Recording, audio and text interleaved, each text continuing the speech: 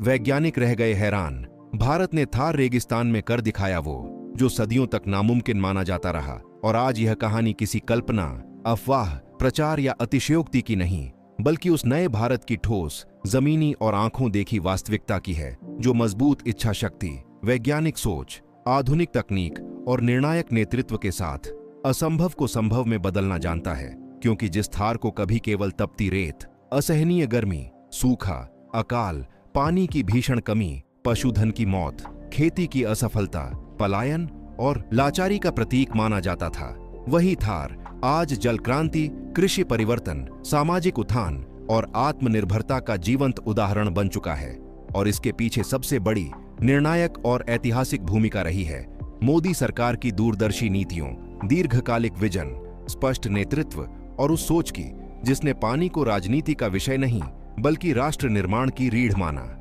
दशकों तक देश ही नहीं बल्कि दुनिया भर के वैज्ञानिकों, जल विशेषज्ञों और नीति निर्माताओं का मानना था कि थार जैसे विशाल रेगिस्तान में बड़े पैमाने पर स्थायी, भरोसेमंद और टिकाऊ जल व्यवस्था विकसित करना लगभग असंभव है। क्योंकि यहाँ की भौगोलिक संरचना, अत्यधिक तापमान, तीव्र वाष्पीकरण, रेत की पानी सोख लेने वाली प्रकृति और अनियमित वर्षा हर योजना को कागज से आगे बढ़ने से पहले ही विफल कर देती थी। लेकिन मोदी सरकार ने इसी चुनौती को अवसर में बदला और यह साबित किया कि अगर नीति स्पष्ट हो, नीयत मजबूत हो और विज्ञान को राजनीतिक इच्छा शक्ति का पूरा समर्थन मिले तो सबसे कठिन परिस्थितियां भी झुक सकती हैं। इसी सोच के तहत जल शक्ति मंत्रालय, इसरो, CSIR, IIT जैसे देश के शीर्ष वैज्ञानिक संस्थानों, राज्य सरकारों, स्थानीय प्रशासन, पंचायतों और ग्रामीण समुदायों को एक साझा मंच पर लाकर थार डेजर्ट वाटर प्रोजेक्ट को एक साधारण योजना नहीं बल्कि राष्ट्रीय मिशन के रूप में आगे बढ़ाया गया,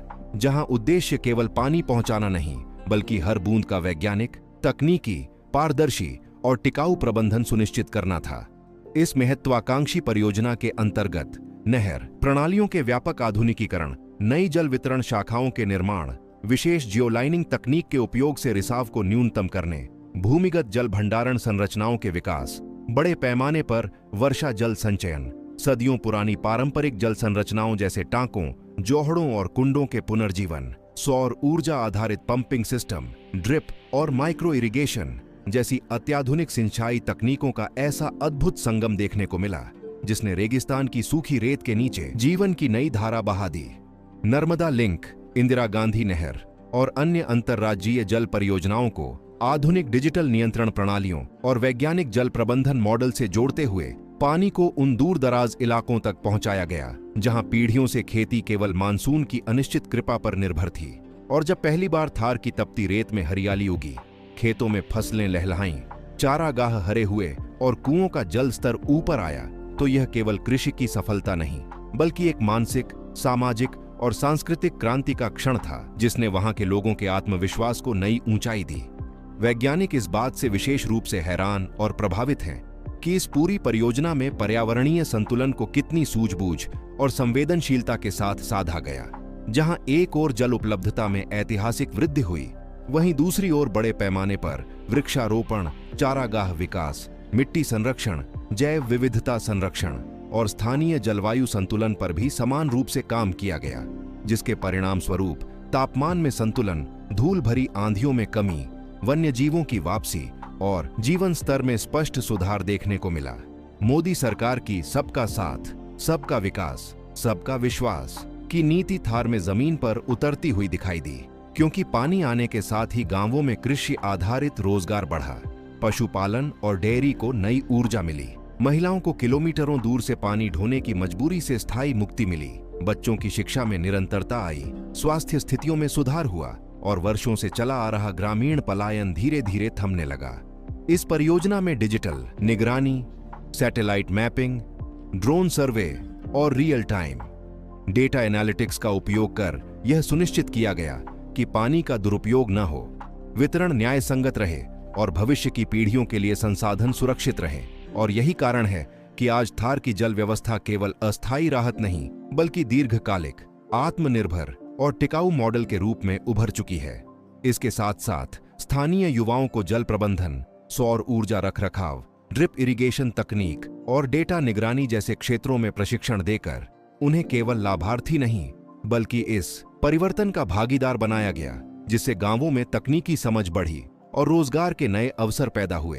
पानी की उपलब्धता ने थार में खाद्य प्रसंस्करण, दुग्ध उद्योग, हस्तशिल्प और स्थानीय लघु उद्योगों को भी गति दी, जिससे ग्रामीण अर्थव्यवस्था बहुआयामी रूप से मजबूत हुई और आत्मनिर्भर भारत की अवधारणा को वास्तविक आधार मिला। अंतर्राष्ट्रीय मंचों पर जब भारत ने थार डेजर्ट वाटर प्रोजेक्ट का विस्तृत प्रस्तुतिकरण किया, तो कई विकसित और विकासशील देशों ने इसे अपने शुष्क और अर्ध शुष्क क्षेत्रों के लिए अपनाने योग्य आदर्श मॉडल बताया, क्योंकि यह परियोजना यह प्रमाणित करती है कि स्पष्ट नेतृत्व, स्थिर नीति और विज्ञान आधारित दृष्टिकोण के साथ रेगिस्तान भी विकास, समृद्धि और उम्मीद की कहानी लिख सकता है।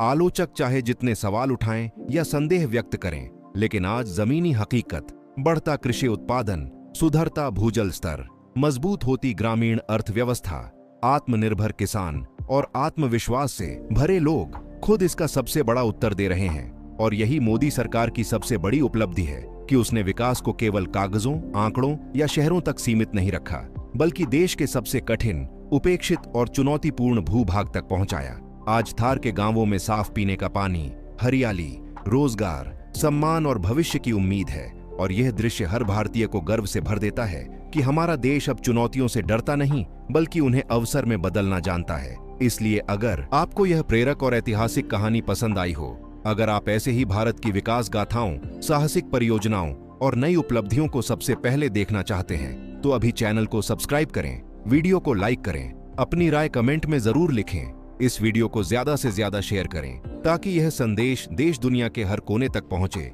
कि भारत क्या कर सकता है। और अंत में पूरे गर्व, सम्मान और आत्मविश्वास के साथ कहिए, जय हिंद।